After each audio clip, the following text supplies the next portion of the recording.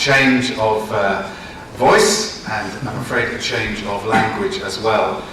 Thank you very much for allowing me to come and to speak English this evening, my mother tongue, born in London. If I tried to make this presentation in German, I'm afraid you would suffer more than I would. So English is how it's going to be, and I appreciate the invitation to come and share some thoughts this evening on project risk management, best practice and future developments. And so if I say anything that is untoward, unintelligible, not easy to understand, please feel free to ask a question or to raise a comment, and there'll be the opportunity for questions at the end as well. So thank you very much to Munich Re for allowing us to be here to host us this evening, and also to the PMI Munich chapter. I first came to Munich in 1970. Was it 1970 for the Olympic Games, or was it 72? 72. And so things have changed a little since I was last here, and so have I, because I was only 15. It's nice to be back with a few more grey hairs. Risk Doctor and Partners is my company. There is only one risk doctor, it's me, and I also have 14 partners around the world. We operate in 35 different countries. We have a dual focus in the business at operational and project level, looking at tactics for making the business work effectively, to make sure that our businesses deliver, our projects deliver, and also at the strategic level to make sure that organisations have the right risk culture and the right risk processes in place. And our intention is, by working at both the top and the bottom, to try and make sure that things work effectively everywhere in between as well. What I want to do in this presentation is to cover two areas. First of all, best practice in project risk management, and secondly, where is risk management going? Some ideas of future developments that we might see in the next 2 or 3 or 5 years. I appreciate that you've been sitting there already for quite a long time. I've discovered that the best way not to fall asleep during one of my talks is to give the talk, so I can be sure that I'm going to stay awake, and I'll try and do my very best to make sure that you also don't fall asleep during the presentation. But if you do fall asleep, please don't snore too loudly. Just quietly nodding is fine. So let's start with this question, best practice, which is a phrase that we hear a lot. People talk about being best practice, leading edge, world class, best of breed. What does this phrase actually mean if we want to be best practice in risk management? I found a definition in a book which I really like. It's this: best practice means routine activities which lead to excellence. What this tells us is that best practice is not something special for the big projects, for the different projects, for the super companies. Best practice should be routine. It should be something that we do all of the time. And if we do whatever best practice is, excellence is the automatic product. It's not something difficult to achieve. It just falls out of best practice. Best practice, therefore, is not what everybody does, but it is what everybody should do. We find that general practice is not the same as best practice. Some of the standards and guidelines in risk management document what is commonly done. And the problem with documenting what is commonly done is that often it doesn't work. So what we need to do is to have an aspirational statement, a leading statement, which says this is what we should be doing. And that's what I'd like to suggest to you, some ideas around that this evening. Of course, if it's not what everybody does, the best people are already doing best practice. And of course, that's what makes them the best organisations, the best practitioners. But to be best practice, it needs to be something that everybody can do. You don't need to have a PhD in risk management to do risk management well. It should be something that every single manager, every single team member, every single director should be able to manage risk effectively.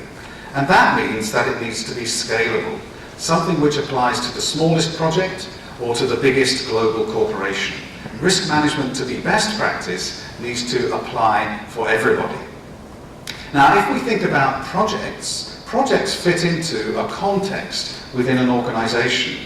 And here we have a range of different levels at which we might implement risk management. There's a vision level, the mission of the organisation, what are we trying to achieve. We have our strategy, which puts that into practice, and then we break that down into programs and portfolios, projects, and ultimately into tasks. And risk management can be applied at a number of different levels. And if we go looking for documentation of best practice, we might think we could find it in the official international standards and guidelines. I did a survey a little while ago on how many standards there were. And in project risk management alone, I found 22. 22 standards in risk management. And I've listed some of the better known ones here.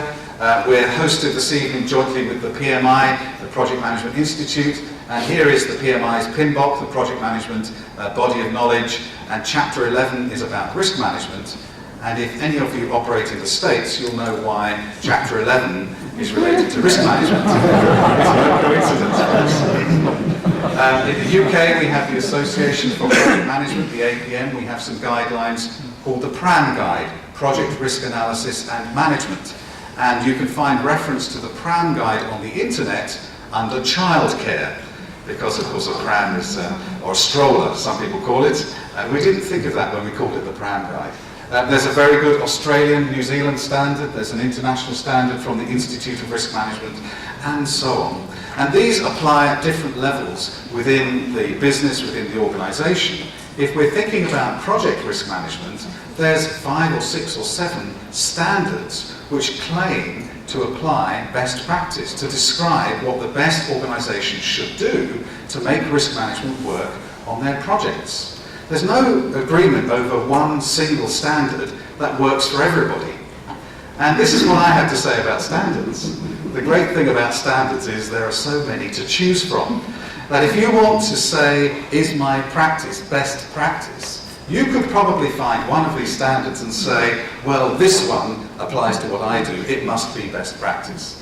In English, the word standard has 2 meanings, and maybe it does in your language too. Originally, the standard was the battle flag, which the army took into battle. And when there was all the confusion of war and all the noise and smoke and people shouting and screaming, the army commander would raise the standard. And the standard was the flag. You knew where your army belonged. And you could rally to that point and say, we are going to be around this standard. We know we're safe. We know we are where we should be. We know we are with everybody else. Can you imagine what it would be like on a battlefield with 22 standards, all claiming your attention, all saying, come here, come here, come here, this is where you should be. Very, very confusing. And so, in fact, we can't look to the standards documents to find out what best practice is. What we have to do is look to the best practitioners, to the people who are actually making it work. And let me select 4 of those standards which I want to particularly commend to you. The one which I mentioned from the APN, the Project Risk Analysis and Management Guide, the Chapter 11 of the PMI's Project Management Body of Knowledge, the Australian, this one is the Australian New Zealand standard, and here the Risk Management Standard from the Institute of Risk Management. The good news here is that these 4 do converge. They are speaking the same language. They are offering a similar process, similar concepts, and similar approaches. And because we're jointly hosted this evening by a PMI chapter, what I want to do is to take the PMI risk methodology as a template, as an example of what we might believe to be best practice in project risk management. But if you looked in some of these other standards, you would find a very similar message. So let me take just 2 areas of best practice to focus on in about the next 30 minutes before I move on to where risk management might be going in the future. And the first important thing, which you asked the question earlier on, what do we really mean by the word risk? Surely we know that by now. We've been managing risk since the time of the pyramids, or maybe since the time of Noah's Ark, or maybe since the time of the Garden of Eden. Certainly for a very long time we've been trying to manage risk. Surely we know what it means by now. Actually, there is a discussion, there is a debate about what the word risk really means. And I'd like to share with you the best practice thoughts, the current leading edge international standard for project risk definition. And then I think it's important to just quickly step through elements of the risk management process as we apply it to projects, so that we can see how to do that particular process, what makes it work. And so I'd like to just spend a little bit of time on that as well. So let's start with definitions. And I love this picture here. It's actually an advertisement from Microsoft, and it does say in very small white writing up here, copyright Microsoft, you can't quite see it. But the concept here that everything we do in life is surrounded by uncertainty. Whether you're trying to walk forwards or backwards, left or right, behind you, around you, above you, everywhere we're surrounded by question marks. And that's true in the big picture if we think about the environment, if we think about global warming, if we think about pandemics like bird flu, if we think about pensions, or we think about public health, or education, or society, or technology. Everywhere there is uncertainty. And it's particularly true in the world of projects, because projects are temporary endeavours. Projects are unique. Projects are complex. Projects are about making change. Projects are about people. So we have lots of uncertainty in projects as well. But we have to ask a question, when we know that the world is uncertain, is that the same as risk? In English, are risk and uncertainty synonyms, two words that mean the same thing? We need to be sure that we understand what we're talking about here. Now, there are a number of different ways of answering this question. Is risk the same as uncertainty? If we were mathematicians, we would have no problem in answering the question, no. Risk and uncertainty are different, and it relates to something to do with probability distributions and random numbers, and it's a little bit complicated. If we were philosophers, we could answer this question in a very clear way. Philosophers would say risk is not the same as uncertainty, and it's to do with different types of knowledge. We would talk about epistemic and aleatoric knowledge, about variability and ambiguity, and it gets a little bit complicated. Project managers are very simple people. Is there some way that we as project people can distinguish between risk and uncertainty? Well, there is. We make a very clear distinction to say risk is not the same as uncertainty. Risk is a subset of uncertainties, and risk is uncertainty that matters. What this tells us is that there are lots of uncertainties that don't matter. Is it going to rain in London tomorrow afternoon? Who cares? It might or it might not. This time of year the weather is a little uncertain. We're just not interested whether it rains in London tomorrow afternoon. It's an uncertainty, but it doesn't matter. Apart from my daughter, who's a nurse at a London hospital, who's doing a night duty and is finishing at 3 o'clock tomorrow afternoon, and who wants to relax by going spending some time with her friends shopping and perhaps going out to a theatre afterwards. For her, it matters whether or not it's going to rain in London tomorrow afternoon. The same event could be irrelevant for us, we don't care. And for somebody else, it matters. Why is that? What's the difference that makes an uncertainty into a risk? Well, in project terms, we're very clear about how to understand what matters. What matters for projects is defined in terms of our objectives. So what we need to do in risk management is to look at the world of uncertainty, the millions, billions, the infinite number of uncertainties which there are, and find the ones that matter. The ones that matter because, if they happened, they could affect our objectives. So we have a very clear mission in project risk management. We want to look at the uncertain world and filter it to find the uncertainties that can affect our objectives. Because risk arises from the interaction of two different things. One of those things is objectives. Here we have the project manager's famous iron triangle. The three things that matter to project managers: being on time, being under budget, and delivering the full performance to quality. This is our trilemma, our priorities, the three important things. Isn't it strange, though, that we don't seem to be able to just define our objectives and do it? Something always seems to happen along the way. Why is that? I have a friend with a printing business, and on his business card it says this: low prices, rapid delivery, high quality, brackets, choose any two. And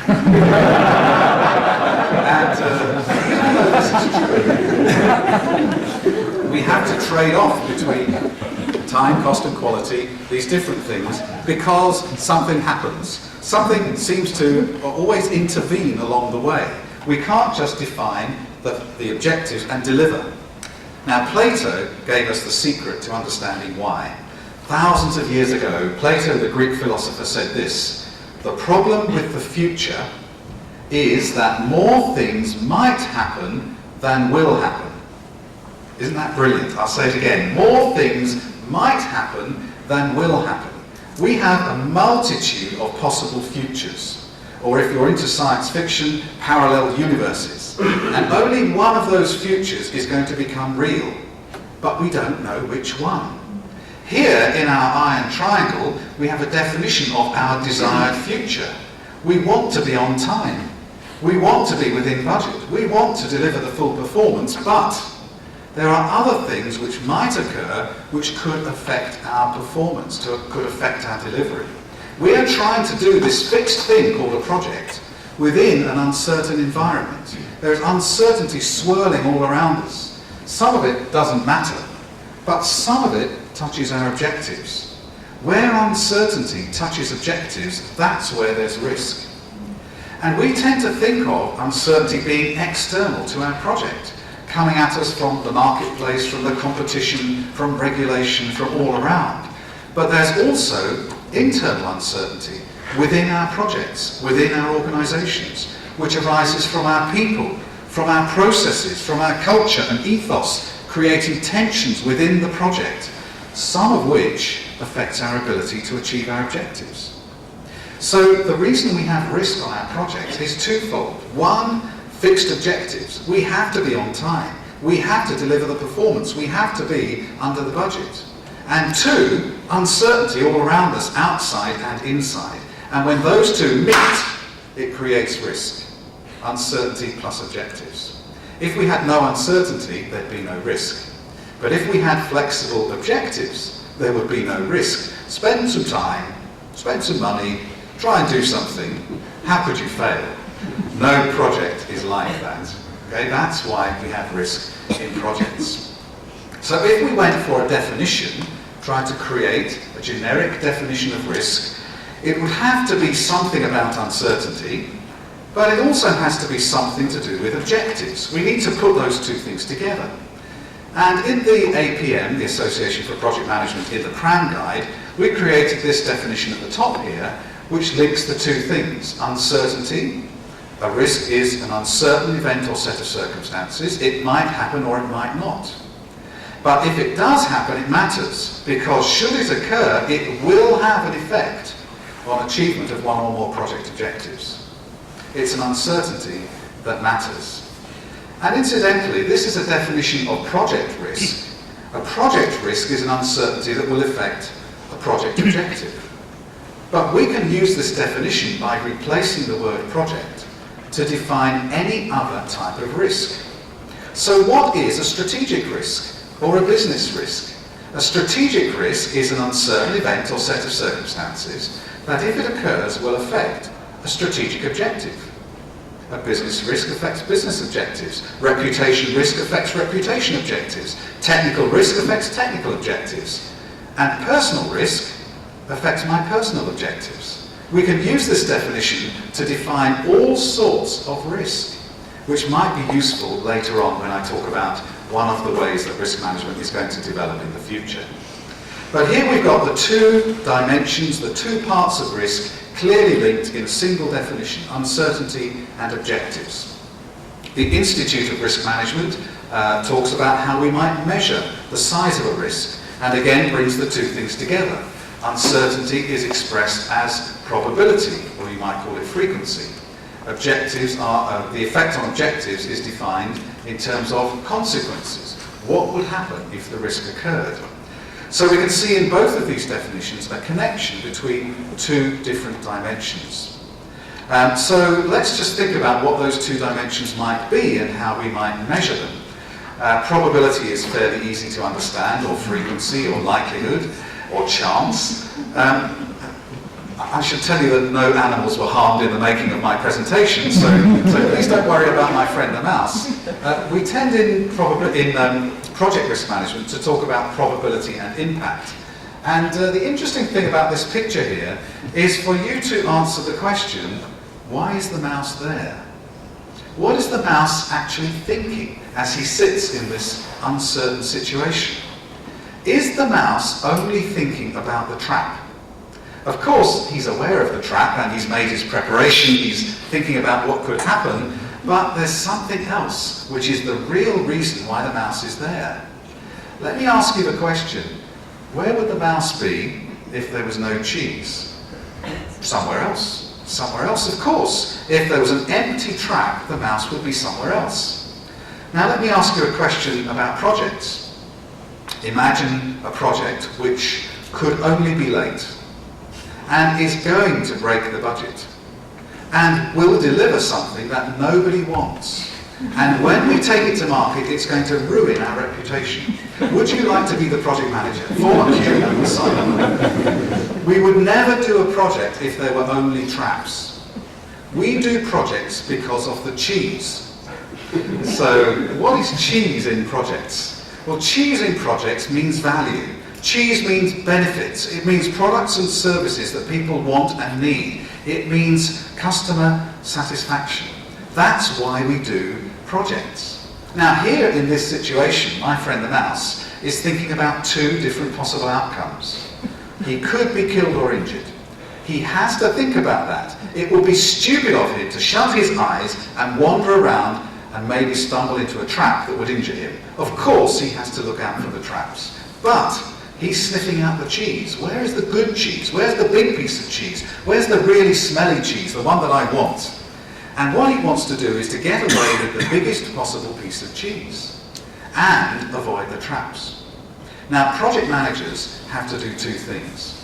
Project managers have to look out for traps in their projects. It would be stupid, irresponsible, unprofessional of a project manager to wander through the project with his eyes closed, tripping over traps that he could avoid. That would be bad. Another thing a project manager has to do, the thing he's paid for, is to find the cheese, to deliver benefits and value, to create something that people want and need. That's why we're running the project. And it will be stupid, it will be unacceptable, unprofessional of the project manager to wander around the project with his eyes closed and walk straight past a big piece of cheese. We need to go sniffing out the cheese as well as being careful about the traps. What does that have to do with risk management? Well, it's just a silly picture. I found it on the internet. But I think it tells us something when we're thinking about the two dimensions of risk. It's fairly easy to understand the uncertainty dimension. Something might happen or it might not. But when we think about the impact dimension, we have a question to answer. What kind of impact are we interested in? Project managers are interested in uncertainties which, if they occurred, could help them, as well as uncertainties which, if they occurred, could hurt them. We are interested in opportunities. Can we work faster, smarter, cheaper? As well as threats. Is there anything which is going to cost me time, cost me money, and hit my performance? I need to manage both of those things proactively if my project is going to be successful. So we're interested in positive impacts as well as negative impacts, which is relevant when we come to some of the other definitions of risk. For example, the PMI definition in the 3rd edition PMBOK, the most recent edition, is exactly the same as the APM definition we looked at earlier, apart from one important change. A project risk is an uncertain event or condition that, if it occurs, has an effect on a project objective. Fine. Except for 3 extra words: positive or negative. In this view, there are good risks as well as bad risks. And the Pram Guide has a paragraph which says the same sort of thing. Uncertainty can affect achievement of objectives positively or negatively. So the term risk event covers both threats and opportunities. Here we have an extension, growth of our definition of risk, which is very, very important. which says risk is not just bad for you. Of course there are traps which could kill us or injure us. We need to be careful. But of course there is cheese, which we might miss, which we need to go looking for. And we have to have a way of managing both upside and downside. Now, we have a process. We have good risk management processes for project risk management, for operational risk management, for strategic risk management, for a number of these approaches. Can we use the same process to handle upside risk opportunities as handling downside risk threats? Or do we need to treat opportunities as something different? Should we be talking about risk which is bad and opportunities which are good? Or can we talk about risk which is uncertainty that matters, which includes two types of risk: bad ones, threats because they could hurt us, and good ones, opportunities because they could help us? The PMI says risk includes positive and negative. And so we have a process which is about trying to manage uncertainty. Does this work for both positive and negative risks? I think it does. We have a kind of setup phase here, risk management planning, followed by identification of the uncertainties that could affect us. We could here look for the good things as well as the bad. In our workshops, through our checklists, in our stakeholder analysis groups, let's look for uncertainties that might help us, as well as ones that might hurt. Of course, some of the threats will be trivial, they won't hurt too much, and some of them will be disastrous. We might also find some opportunities that were kind of okay, but not that special, and then we might find some really great opportunities. So what we need is to filter the risks that we've identified through some kind of assessment process, which might be qualitative or might be quantitative or both, to find the worst threats, of course, but maybe also to find the best opportunities. Once we've found the worst threats and the best opportunities, we need to know what to do. So response planning is the next step, where we can minimize the threats and we can also maximize the opportunities.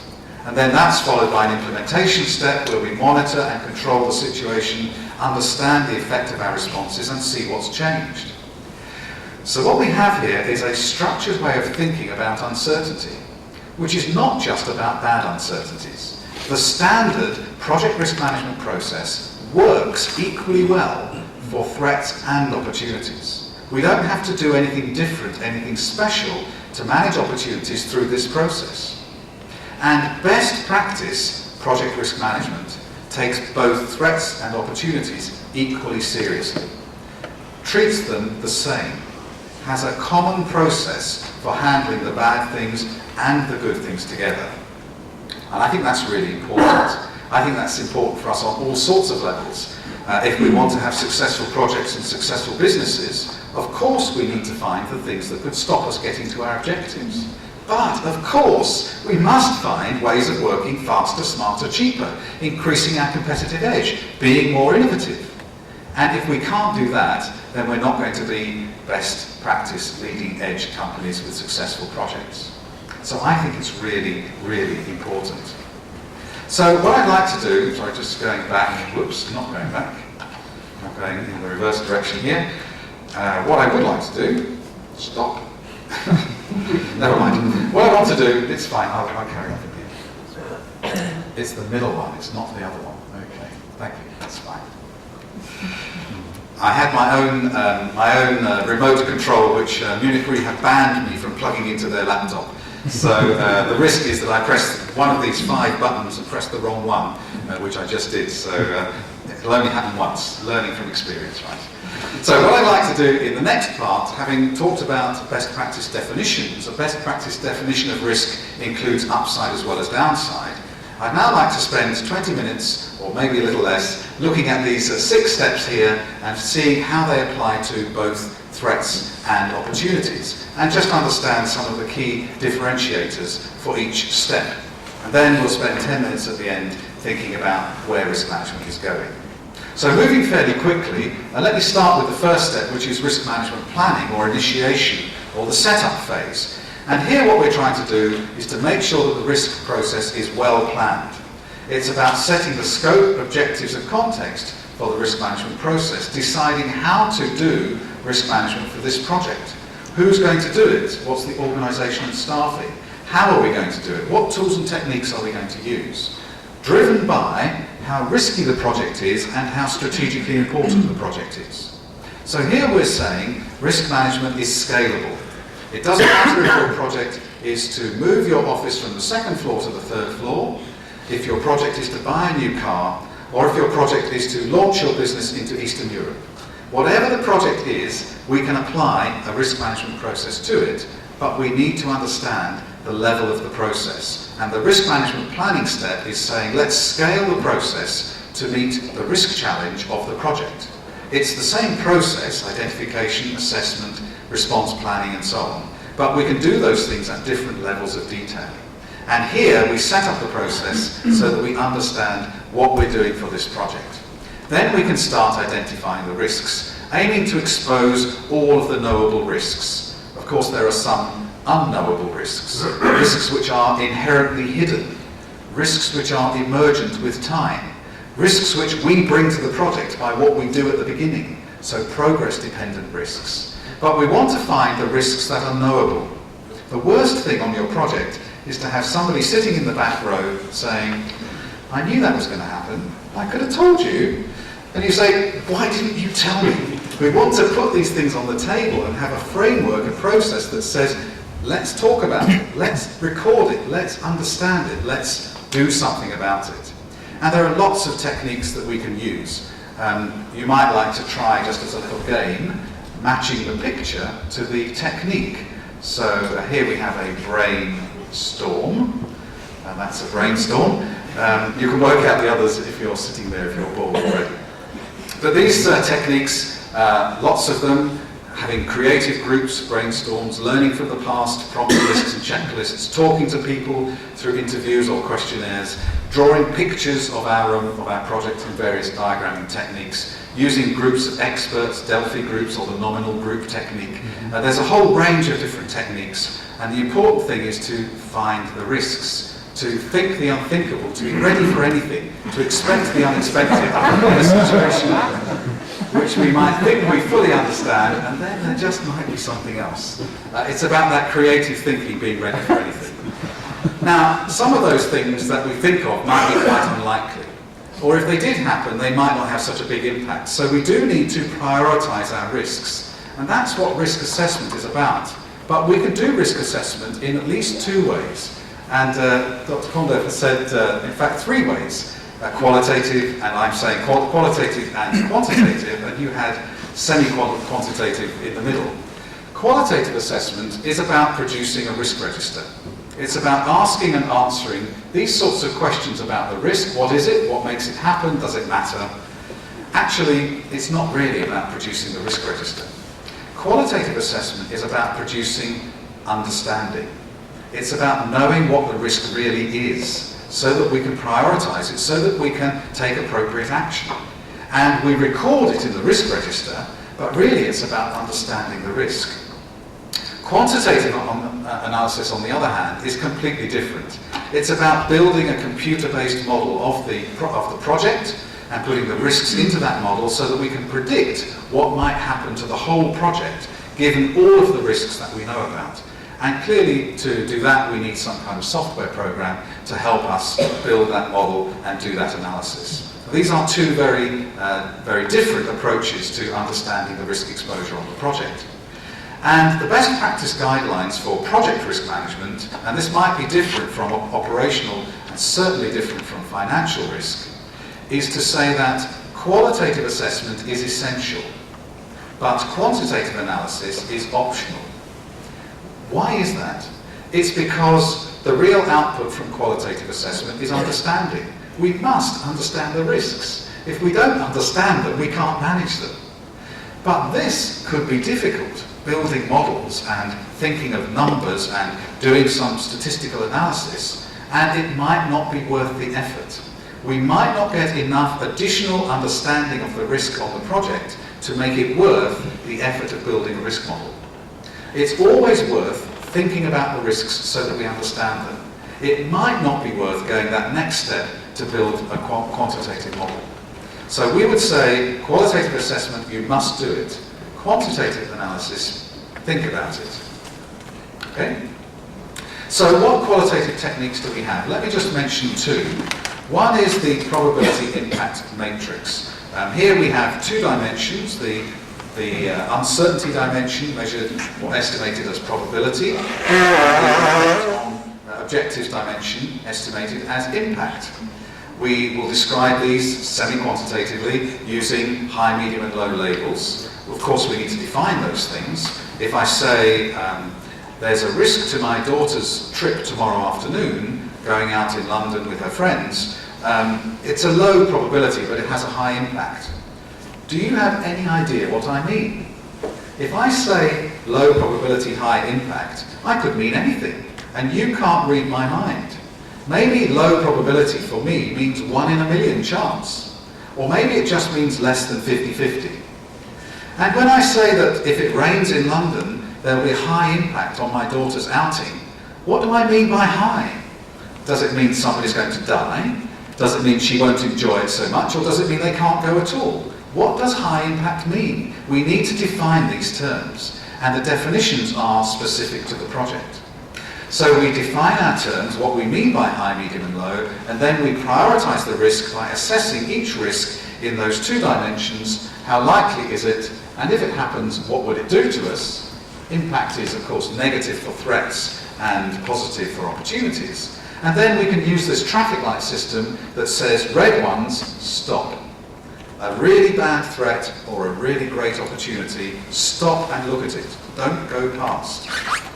Yellow, be careful, monitor, think twice. Green, carry on. Tiny threats, small opportunities, we don't need to waste time on them. So we can prioritise our risks using a red, yellow, green traffic light system, which works for both threats and for opportunities. Another useful thing to do in qualitative analysis is to group our risks together to see where they come from. Something called the risk breakdown structure might be useful. Here it's a hierarchical grouping of sources of risk. Where does the risk come from? Of course we have technical risks, and we have management risks, and we have commercial risks. And on some projects we have external risks as well. It might help us to group our risks using this kind of hierarchy to understand hotspots of exposure. Where does the risk actually arise from? Why would we do that? So that we can design effective and efficient responses. So qualitative analysis in best practice project risk management involves two things. First, prioritise the risk based on the two dimensions, probability and impact. Secondly, group them together using a risk breakdown structure to understand the pattern of risk exposure. And that's something helpful in terms of understanding. I mentioned that we could use that red, amber, green traffic light system for both threats and opportunities. And actually there is a small refinement in best practice project risk management which is quite common. And that is to use two different matrices, two grids, one for threats and one for opportunities. So the threat one has negative impacts here, and the opportunity one has positive impacts. And we separate them out just so that it's clear, and we can get the best opportunities and the worst threats, see them separately. In fact, best practice risk management flips this side over. It says, why don't we actually turn around the opportunity side?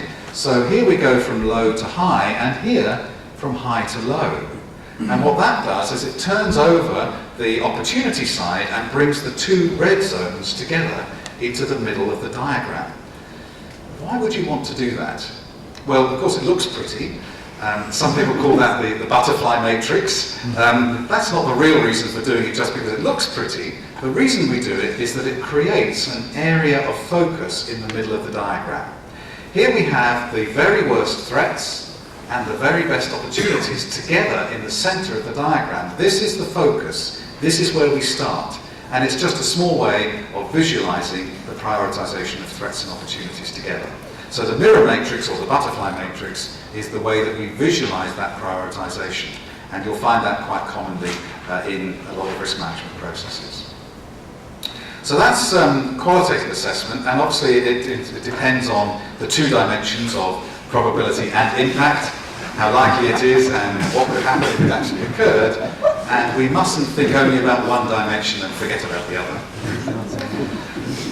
which is what the guy in the top right-hand window is doing right now. What is the probability of it happening again, do you think? 1 in 3 or maybe not?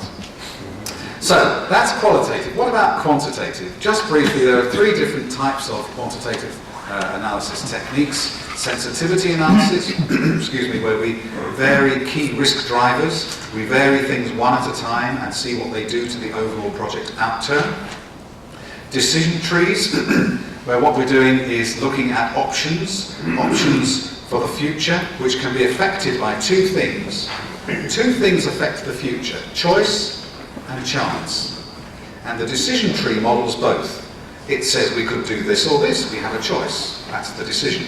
But each choice has different risks associated with it. Those are the chances.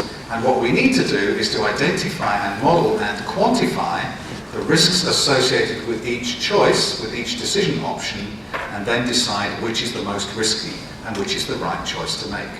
So decision tree modelling is about choice and chance and deciding which is the best way forward. And the most common quantitative analysis technique, Monte Carlo simulation, which is about randomly simulating the effect of opportunities and threats on our project outturn: time, cost, net present value, rate of return, cash flow, profitability, and so on. And in fact, Monte Carlo is the most popular of the quantitative analysis techniques. Although, as I say, these are optional. So having decided which are the important risks, the next thing to do is to decide how to respond. Some of our risks are so bad that we need to run away and hide. Some of our risks might be so bad that we need to cancel the project. Some of our risks are so good that we need to run towards them and embrace them, because risks include opportunities as well as threats. This, I think, is the most important part of the risk process, deciding what to do. We've got the risk information now, we've identified them and assessed them, prioritised them and grouped them. What are we going to do about it? Based on what the risk is, how controllable it is, what its level of impact might be, how much resource we've got available, and so on, we need to decide who is going to take action. What are they going to do? What's appropriate? Run away and hide, or embrace the risk, or do nothing? And is it going to work? Is it going to be effective? There's no point in action without change. We want to change the risk exposure. We want to remove the threats. We want to capture the opportunities. How are we going to do that? Now, traditionally, if you look at standard risk management processes, you'll find threat strategies are common. If we look at what we can do about bad things, we understand that quite well. We understand that we could avoid threats. We could do things to take them out of the project so they can't happen. We understand threat transfer. We can get somebody else involved to take the bad thing away, perhaps through insurance, perhaps through the contract. We understand about mitigation or reduction. We could make the bad thing smaller so that if it does happen, it doesn't hurt so much. And we understand about acceptance, where we just take the risk, we hope it doesn't happen, but if it does happen, we have contingency plans. But what do we do about opportunities? That's kind of new. We haven't really been thinking about opportunities for very long, and we're not so sure how to handle them. If we got lucky, that would be nice, but is there something we can do to help us with our opportunities? What we've got in best practice project risk management is a set of opportunity strategies which mirror or parallel the threat strategies, which help us to do the same for our opportunities as we try to do for our threats. So, how this works is that we look at the threat strategy and we find out what this is doing in general terms. Then we think about how do we do the same thing as this for opportunities. So, for example, what is threat avoidance? It's an aggressive response. It's about killing the threat, taking it away. It's actually about removing the uncertainty altogether. How do you do that for opportunities? How do you remove uncertainty for an opportunity? Well, we don't want to make it impossible. We don't want to make it so that the opportunity can't happen. We actually want to make it so the opportunity will happen. That would be an aggressive response. Let's go and grab it. Instead of it might happen, it might not. Let's do it. Let's make it happen. That would be an aggressive a response which would remove the uncertainty. And that's what we're trying to do with this level of response. What are we going to call it? Some aggressive word. We've chosen the word to exploit the opportunity. Definitely make it happen. Some people use the word capture.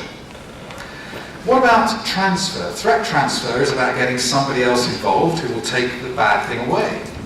What do we want to do with opportunities? Get somebody else involved to bring the good thing in. This is a much more collaborative, cooperative, positive relationship, and we use the word share. Sharing the opportunities in the same way that we pass on or transfer the threats. Mitigation or reduction of a threat is about changing the size to make it smaller. For an opportunity, we also want to change the size, but we want to make it bigger. We want to grow or enhance the opportunity. And our last option is interesting. If we can't make it happen, or get somebody else to help us, or make it better, what do we do here?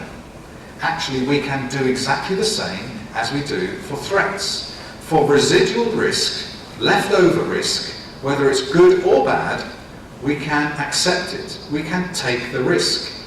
But just like with threats, we have contingency plans in case the bad thing happens. So for opportunities, we should have contingency plans in case the good thing happens. Are we ready for it? Can we take advantage of it and actually leverage that good luck? Otherwise, we lose it. So what we have in this part of the process in response planning is a structured approach to both threats and opportunities. A set of matching strategies which includes an aggressive pair, let's kill the threat or capture the opportunity. We have a pair which involves other people, pain share and gain share. We have a pair of responses to change the size, make the threat smaller, make the opportunity bigger, and we have a pair of responses where we take the risk with contingency and see what happens. A structured approach to managing both threats and opportunities, which I think is really helpful. And helps us to avoid this strategy, which is the ninth option. Let's just pretend it's not there and maybe it will go away. Some people adopt this as their default position, really not recommended. Okay, now at this point in the process, I want to ask you a riddle. A riddle which has taken its title from a management book published 4 or 5 years ago.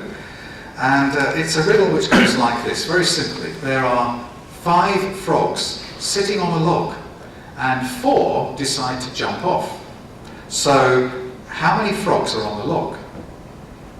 And of course the answer is, there are 5. There are still 5 frogs on the log because there's a big difference between deciding and doing. All they did was they decided to jump off the log and nothing changed. Now the reason this is important to this part in the risk process is because we've done an awful lot of work. We've identified risks, assessed risks, chosen responses, but we haven't actually done anything. Until we implement the responses, nothing changes. It's the implementation of responses which changes risk exposure. And if we do all the analysis and stop, we're still exposed to exactly the same risks that we were before. So risk management must lead to action. We must take action, adjust our strategy, take the risks which we have to in order to gain the benefits. If we don't, it's a waste of time. And to do it, constantly watching what's happening with risk review meetings, with looking at the effectiveness of our responses, with looking at the effectiveness of our process, to make sure that we're not falling short of the risk challenge. There's a lot to do to keep it up to date. Well, why would we bother doing all this? The answer is because it helps. I started doing risk management in 1984 when I was a junior project manager on a troubled project. And our customer told us to do risk management. And we groaned. We've got enough problems with this project trying to do it anyway, now we have to do risk management as well. But you know, we found it really helped. Why did it help? Because it focuses attention on objectives, on potential variations from objectives. What could slow me down, cost me more money, and what could help me? And by prioritising and acting on those things, we increase our chances of successful projects. So here are some benefits, some hard benefits, plans we can believe in, increasing our chances of success, getting the right level of contingency, learning from the past. And some soft benefits too. Being able to talk about uncertainty, that's very difficult. Understanding what the real issues are, being able to take the right risks. Some very important benefits, and that's why we do it, because it helps. Well now, let me just, in the last 5 minutes that's available to me, talk very quickly about where risk management might be going. What I want to do is to suggest to you 3 ways where risk management might develop in the future. And we're already seeing some of those, and some of the things that we heard in the earlier talk illustrate one of the points that I want to make. 3 areas where project risk management is going. 1, integration, not being left on its own on the side. 2, doing it better, increasing the depth and breadth of our assessment. And 3, taking account of people. Risk management is not done by robots or machines, it's done by you and me. And the people side, the behavioural aspects, risk psychology, is very, very important. So first, integration. What we need to do is to make sure first that risk management is built into the way we manage projects, into the way we think about projects. Projects are about uncertainty. And so risk management is central to project management, in the culture, the way we think about it, in our processes and in our tools. But we also need to get risk management in projects integrated across the way that we manage the business, integrated into corporate culture, looking for enterprise-wide risk management, managing risk across the business from top to bottom.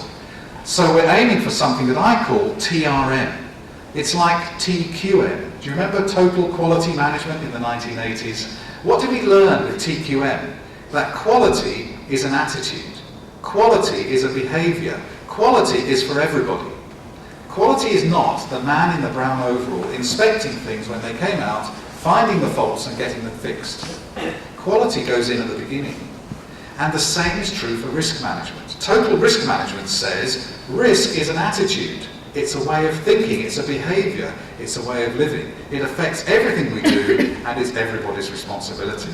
So we need to get risk management integrated into the way we think and the way we act. Not just for projects, but for everybody. So that risk management is built in, not bolt on. It's part of who we are and what we do, not a thing we stick on the side for the special big projects. That's the first thing we need to see, and that's beginning to happen a little bit. The second area is depth and breadth, doing it better. In terms of depth, I think we need to do the analysis more than we do at the moment. Analysis is a bit superficial.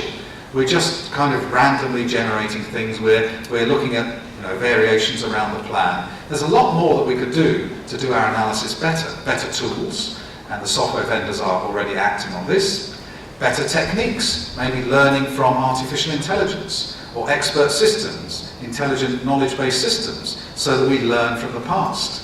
And certainly drawing on the analysis techniques of other disciplines, value management, hazard analysis, scenario planning, can help us in the world of projects by borrowing their techniques and doing better analysis. But also there's breadth of application, and we've touched on this a little bit already. Not just threats to project time and cost. First, opportunities. I think that's obvious. Secondly, other objectives, not just time and cost. Any uncertainty that affects any objective we need to manage. And third, not just projects, programs, portfolios, and the business. We need to see risk management as like a pebble dropped into the pool with ripples that stretch out further and further. First, threats to project time and cost, then opportunities, then other objectives, programs, portfolios, and the business. We need to manage risk right the way across all of those. And it's coming, and we're seeing it increasingly in major organisations. And lastly, people. We need to recognise that the way that people think and feel about uncertainty has a major effect on the way that the process works. The risk process is not about systems and processes, tools and techniques. Risk management is about people. People making decisions when they don't have the answer. And the psychology has a major influence on the whole risk process. We need to be aware of that. We need to understand what's happening with ourselves and with our teams and with our management and with our customers. And we need to be able to do something about it, to understand and modify risk attitudes, aiming for what we call risk maturity, which in this sense is the ability to change our attitude to match the needs of the situation. Sometimes it's right to be cautious. Sometimes it's right to be adventurous. Sometimes it's right to take the long-term view. Sometimes it's right to do nothing. All of those reflect different risk attitudes. Risk-averse, risk-seeking, risk-neutral, or risk-tolerant. And each of those attitudes is right in different situations. And what I need to be able to do as an individual, and as a project manager, and as a manager within an organisation, and as a group of people together, is to understand what is my current risk attitude and is it helpful? And if not, do something about it, which is understanding and modification. Risk psychology is really important. It's not just for the academics, not just for psychologists, it's for project teams, it's for management teams, it's for organisations. And we will see risk psychology coming to the fore, coming to the front in risk management in the next 2 or 3 or 5 years and having a bigger influence on the way that we actually do things.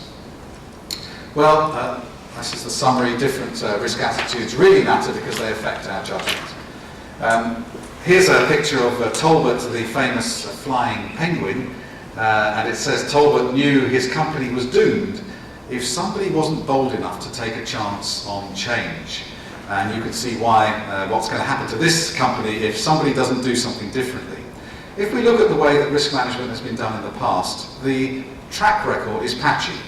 It's okay in some areas it's not working so well. We need to change. If risk management is going to deliver successful projects and competitive businesses, then we have to do it better. And some of these new ideas will help us, applying best practice processes and looking for some of these new developments in terms of integration, better analysis, broader application, and taking account of people. So where are we going? Risk management is moving, is developing. Why am I still doing it 20 years later? Because it's exciting, because it's changing, because there are new challenges. We can decide to do it in the old way, the way which didn't quite work, but at least we understand it. Or we can be pioneers. We can go for what's new. We can try some of these new developments and see if they work. But only trying it because it works. If you try something and it doesn't work, please don't do it again. If you try it and it does work, please do 2 things. Do it again and tell somebody else. And we should do it because it works. If we don't do it, we'll never find out. So I'd like to suggest to you that risk management makes a huge difference to projects and to businesses if we do it best practice, if we do it properly, and if we're prepared to change and to learn. Well, thank you very much for your attention. That's all I'd like to say. I'm sorry I overran a little, but I hope you found that useful and interesting. And I'm happy to take some questions. Probably after the break, is that right? Yeah. Okay, that's all. Thank you very